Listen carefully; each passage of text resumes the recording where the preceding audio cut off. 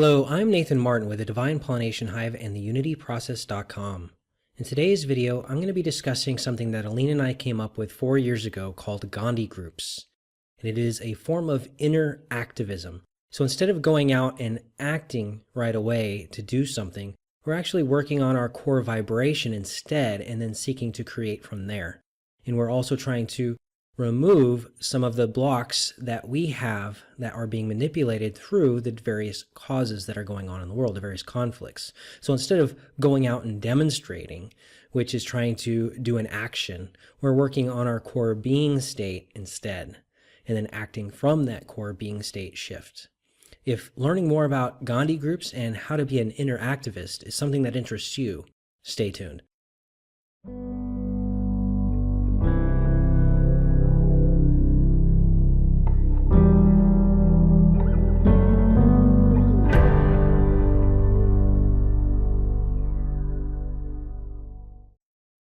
A Gandhi group is our term for inner activism, where we critically think through, process, and deconstruct our charged emotional states in relationship to world events. Gandhi groups gets its name from the context of Gandhi's quote, "Be the change you wish to see in the world," where we work on ourselves in relation to world events, rather than picking a side, following the crowd, and putting ourselves in the middle of a charged conflict. Inner activism chooses to work on our own alignment to our source, by examining our emotional attachments and susceptibilities and resolving them. You see, when we go into a conflict, we're emotionally charged, we're upset, and the people that actually construct these emotionally charged events count on that. They need us to be emotionally invested for their game to work. But if we remove our emotional attachments and our emotional charges to what we're seeing going on around us, we can then actually rise above and create our own reality rather than their reality. It's not about just ignoring the evil in the world. It's not buying into the falsified evil that they're creating for us to look at. Because there is evil in the world and we need to see it. It's just not what they're doing. What they're doing is just a low-level thing to trick us. But what we need to do is we need to go inside and change that so that we can then deal with the real root causes of the problems and not deal with little band-aid problems that are going on in the world. For example, we're like, well, we need to cure cancer. Well, maybe we need to start looking at the causes of cancer. Let's say there's a lot of things going into the food that's causing people to get sick. Then we don't need to work on a cure for cancer. We need to start going to the cause of the cancer and start eliminating all these things that are being added to our food unnecessarily. Plastic water bottles, that causes a lot of problems. We need to, get weaned off of root causes and stop this as a normal thing. And beyond that, we need to know, why are they using plastic bottles? Why are they adding things to our food? Who's doing that? And these are the things we need to be looking at, not these littler things and trying to, pick an event or pick a conflict and then fighting against that one thing. That is so low level. It's working in the realm of effects rather than the realm of causes. Gandhi groups is about going to the root causes. It's about rising to the level of causality and being a game player rather than a pawn.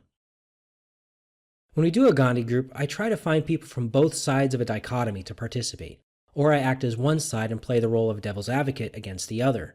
We use dialectical thinking, Socratic questioning, and other tools to process our emotional state and broaden our viewpoint. When we broaden our viewpoint, we are not just trying to find a happy medium between both sides, but to actually transcend both sides and come to a higher understanding. The ability to dialogue in the midst of possibly charged emotional states is paramount to Gandhi group session. And what we're doing is we're sympathetically entering into the various viewpoints. We're looking at the multi-layers of causality. We're not just looking at the black and white issue. We're looking at the possible reasons and causes on various levels of causality. We're not just looking at one level, we're looking at many levels. And then we're going to look at some solutions as well. We're going to look at solutions as a multi-logical solution where we can have various layers that will help fix it. We're going to rise above it with our solution.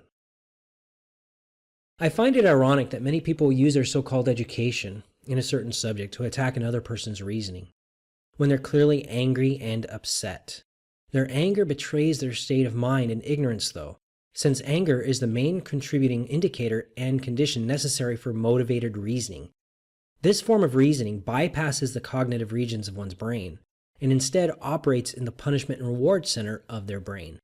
So while these people may think that they are standing for rationality, they're actually behaving in an irrational and emotionally charged manner. What does this have to do with Gandhi groups? Well, there's a whole bunch of people who are educated on the issues, or so they say, but they're so emotionally charged. They're polarized. They have actually gone to one extreme or the other. And they're not thinking rational anymore. They're actually using motivated reasoning, which is reasoning from their isolated, one-dimensional perspective as a means of soothing an emotional attachment and an emotional need. They are not actually thinking critically to transcend the situation. They're thinking critically to get a reward from the pleasure center of their brain and to stop the pain in the pain center of their brain. A recent study, which I'll link below, has shown that anger is the emotion that most easily causes individuals to polarize into a for or against, black and white dichotomy on any given topic, where they are more likely to ignore pertinent data and reasoning to support their initial stance and beliefs. Additionally, there may also be other reasons that lie under the surface of their conscious awareness, such as deep-seated victim mindset. These are unconscious and not conscious.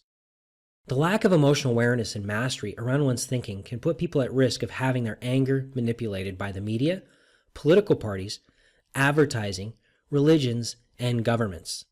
They will then feel victorious and relieved when their manipulators give them prepackaged solutions that rewards their emotionally charged and motivated reasoning and ends the fabricated conflicts in their favor. Thankfully, we do not need to be stuck in this easily manipulable condition, as we can learn the vital skill of processing our emotions whenever we sense ourselves acting in this manner, and free ourselves from motivated reasoning. This skill allows us to instead use actual reason in coming to our beliefs and judgments. Working this process is what Gandhi groups are all about. And I'm quoting from Codependence, The Dance of Wounded Souls by Robert Burney, which is linked below. One of the core characteristics of this disease of codependence is intellectual polarization, black and white thinking, rigid extremes, good or bad, right or wrong, love it or leave it, 1 or 10. Codependence does not allow any gray area, only black and white extremes. Life is not black and white. Life involves the interplay of black and white. In other words, the gray area is where life takes place. A big part of the healing process is learning the numbers 2 through 9, recognizing that life is not black and white.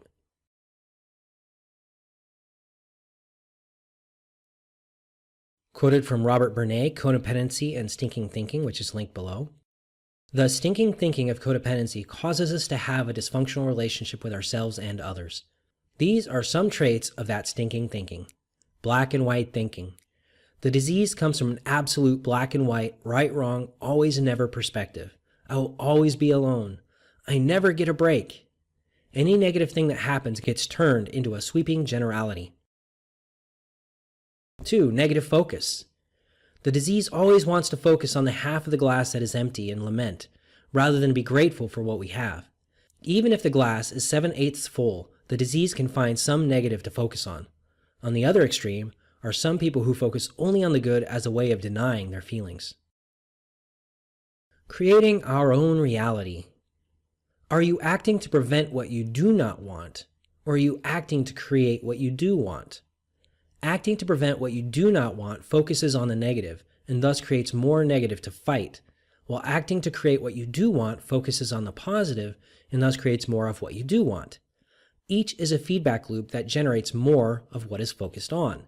Now, when you focus on the positive, it doesn't mean that there is no negative in your life, but you notice it, you understand it, and then you move on to create what you do want based on seeing what you do not want. In the case of Gandhi groups, we remove ourselves from creating the desires of the oligarchs and demagogues that seek to enslave us through manipulating our emotions, and instead focus on the reality we wish to create in order to better ourselves and humanity.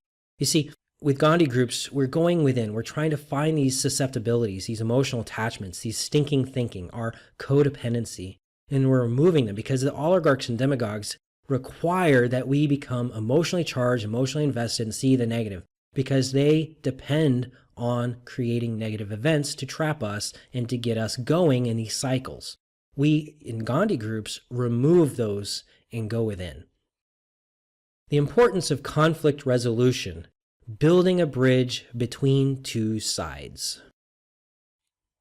Conflict resolution absolutely requires that two or more individuals have the capacity to exercise intellectual humility and intellectual empathy.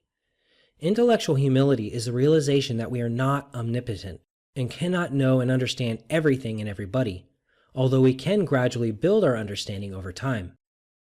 Intellectual empathy rests upon intellectual humility as its foundation, and is the ability to empathetically enter into the perspectives of other people to better understand them. Intellectual empathy insists that we ask others a myriad of questions and that we actively listen to their answers. These two intellectual character traits necessitate that individuals withhold their judgments until they have a more clear and robust understanding of the topic or person that they are in conflict with. Conflict resolution requires thinking that seeks to progress all parties involved, even when emotional or physical pain is involved. Unfortunately, most people only seek to stop their pain through controlling the behaviors of others, which requires them to win their conflicts rather than synthesize their conflicts. Whereas competition and winning reinforces the separation between two parties, progression and synthesis encourage the unification of the two parties. It is important to clarify that such unification does not make two or more people the same, but rather connects them together through their shared understanding. So, for example, you have a bunch of these causes, like Black Lives Matter, or the women marching, in demonstration of President Trump. These people are jumping onto a cause and they're uniting externally from the cause, not through a shared understanding. They're not actually synthesizing with the opposite side and coming to a higher understanding. They're not asking questions. They're just acting. They're knee-jerk acting. They're going into a judgment and then acting upon that judgment rather than slowing down, asking questions, and trying to understand the other side and actually building a bridge to them. Additionally, synthesis does not equate to tolerance or compromise, as tolerating the viewpoints of others without exercising intellectual empathy and synthesizing both viewpoints into something higher merely reinforces their separation. Likewise, compromise forces both sides to sacrifice an aspect of their viewpoint through behavior modification, without transforming the initial conflict or dealing with the root causes of the pain. Thus, both tolerance and compromise leads to suffering by ignoring the messages sent by their pain. Many people believe that meeting in the middle is intellectual synthesis, but this is fallacious, as the middle ground between the truth and a lie is still a lie. Thankfully, all so-called dualities can be intellectually synthesized into a more robust and elevated reasoned judgment, such as pro-life and pro-choice, Christianity and homosexuality, pro-guns and anti-guns, and conservatives and liberals.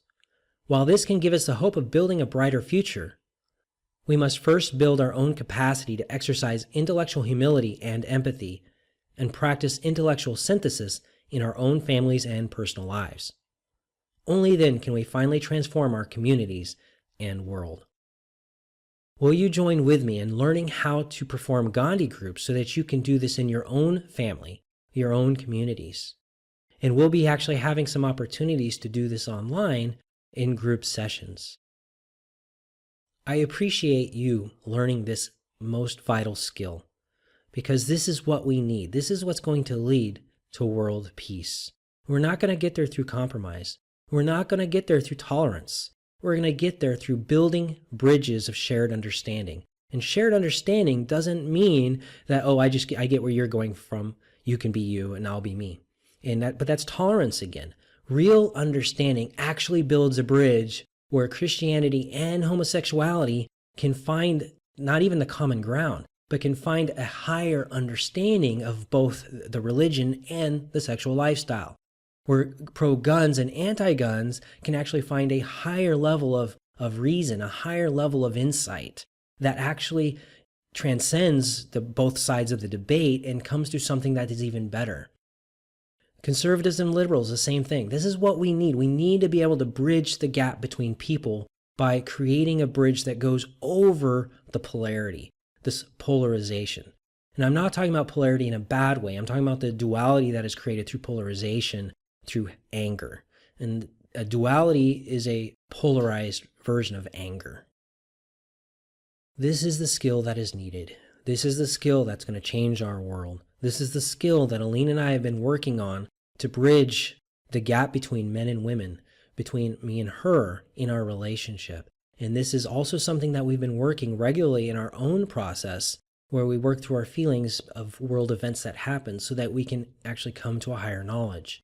A lot of my understanding, who I am right now, all the things that I've been talking about to you in my previous videos, and that I'll continue to talk to you in future videos, all is a result of me working the Gandhi group process within my own self and within my relationship with Aline. So I really hope and really desire that you also pick up this skill and start building bridges of understanding. If you enjoyed this video, please click like. If you'd like to stay up to date with my videos, please subscribe. If you would like to be notified via email whenever I release a new video, please click the bell next to subscribe. If you have any comments or questions or would like to go into a dialogue about this topic, please leave them in the comments section below. I'm Nathan Martin with the Divine Pollination Hive and the UnityProcess.com. Be safe, be sovereign, be well.